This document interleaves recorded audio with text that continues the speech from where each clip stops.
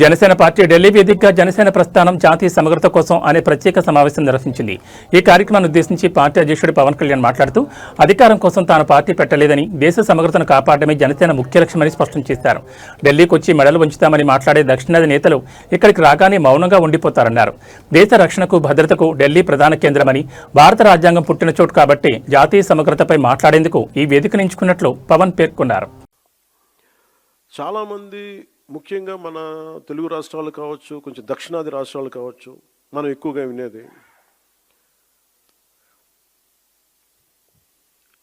మేము ఢిల్లీ మెడలు ఉంచుతాం, చొక్కా పట్టుకొని నేలకు దించుతాం, తడాకా చూపిస్తాం అని దక్షిణాది నాయకులు చాలామంది చాలా పెద్ద పెద్ద మాటలు మాట్లాడుతూ ఉంటారు.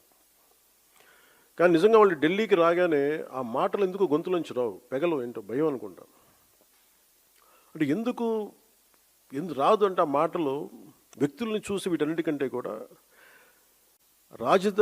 ఢిల్లీ రాజధాని చూసిన ఆ విశిష్టత, ఇక్కడున్న విశిష్టత, ఢిల్లీ అనేది ఒక వ్యక్తుల గురించి కాదు, అది చేసిన త్యాగాల గురించి.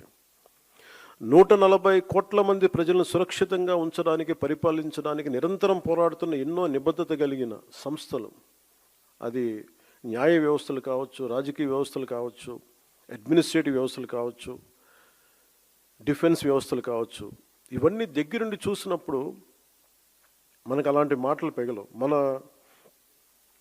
తమ ప్రాంతాల్లో, మన రాష్ట్రాల్లో ఉండి పెద్ద పెద్ద మాట్లాడే నాయకులందరూ కూడా ఇక్కడికి వచ్చినప్పుడు ఢిల్లీ తాలూకు ఈ గాఢతను చూసిన తర్వాత ఈ దేశం యొక్క సమగ్రతని అర్థం చేసుకుంటారు.